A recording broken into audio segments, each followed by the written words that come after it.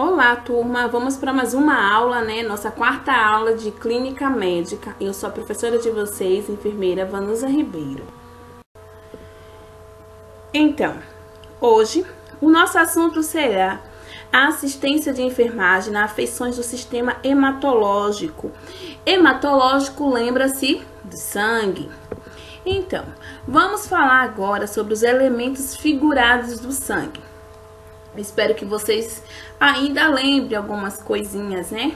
Porque vai ser preciso justamente para essa disciplina, para esse assunto. Então, os elementos figurados do sangue. Nós temos o glóbulos branco, os glóbulos vermelhos, as plaquetas e o plasma. Os glóbulos brancos envolvem os leucócitos, né? O macrófagos, o basófilos, também os neutrófilos, os monócitos e também os eosinófilos. Enquanto os glóbulos vermelhos, nós temos eritrócitos, as hemácias, as hemoglobinas. E as plaquetas, o plasma, né, que é a parte líquida do sangue. Então, hoje vamos falar sobre anemia. O que é anemia? A anemia ela é definida pela Organização Mundial da Saúde como uma condição na qual a hemoglobina no sangue está abaixo do normal. E com isso, dá um resultado de carência de um ou mais nutrientes essenciais. E diz, se haver anemia, quando a concentração da hemoglobina sanguínea diminui, os níveis arbitrados pela Organização Mundial da Saúde de 13 GDL para homem e 12 GDL para mulheres e 11 para gestante e criança entre 6 meses e 6 anos, ok? A anemia ela pode ser causada por deficiências de vários nutrientes, como ferro, zinco, vitamina B12 e também de proteínas, ok? Etiologia. As causas principais de anemia são a perda excessiva de sangue, deficiência e também anomalias de produção de hemácia e destruição excessiva de hemácia. Então, já defini para vocês o que é uma anemia, o que é anemia, pela Organização Mundial da Saúde. Dividi o assunto agora falando sobre as anemias. E agora eu vou falar para vocês de anemias ferropriva, que é um caso, ela é muito mais comum que as demais. Porque assim, segundo pelos dados da Organização Mundial da Saúde, estima-se que 90% das anemias é causada pela carência de ferro, entendeu? Por quê? O ferro, ele é um nutriente essencial para a vida e ele atua principalmente na síntese, ou seja, ele atua na fabricação das células vermelhas do sangue e também no transporte do oxigênio para todas as células do corpo. E quais são os sintomas? Os sinais e sintomas da carência de ferro são inespecíficos. Ou seja, ele, para ser identificado, necessita-se de exame de laboratórios, ou seja, de sangue, para que seja confirmado o diagnóstico de anemia ferropriva. Os principais sinais e sintomas são fadiga generalizada, anorexia, que é a falta de apetite, palidez da pele e da mucosa, que é a parte interna e que é a parte do olho e também da gengiva, menor disposição para o trabalho, dificuldade de aprendizagem nas crianças e apatia. O tratamento da anemia ferropriva, ela cura-se mais ou menos em 2 a 3 meses, com a administração de sulfato ferroso oral, além de uma dieta rica em carnes vermelhas, vegetais de folhas escuras E também contém muito ferro, né? Porque as folhas, os vegetais de folhas escuras contém muito ferro. E também inclui os cereais, né? De modo geral. E não esquecendo, né? Em particular, o feijão e a lentilha, que são ricos em quê?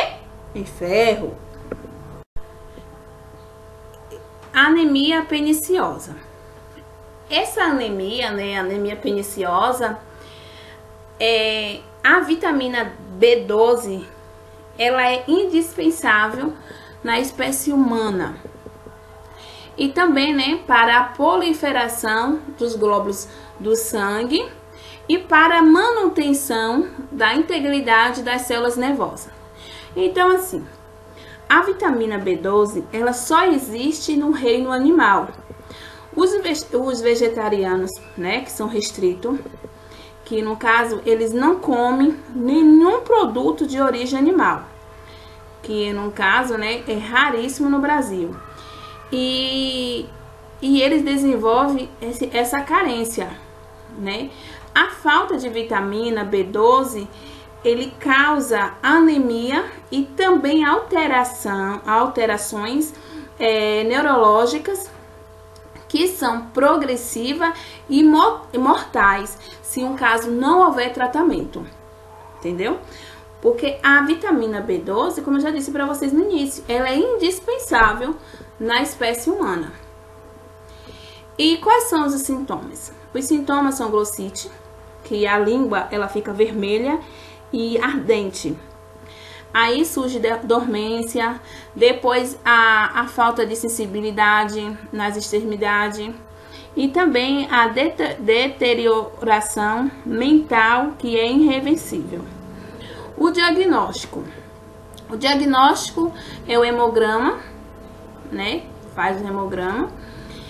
E o tratamento consiste, né, na reposição dessa B12, que é através de injeção intramuscular, que, como eu disse para vocês, né, de vitamina B12. 2 ou 3 dias após a primeira injeção, o paciente ele sente-se eufórico, bem disposto e também com apetite. A anemia, ela cura-se em poucas semanas. E os sintomas neurológicos, ele vai ser mais lento. Hemofilia. Esse tipo, né, de patologia, ela é genética hereditária. E ela se caracteriza, né, por uma desordem no mecanismo de coagulação do sangue. E ela se manifesta exclusivamente no sexo masculino.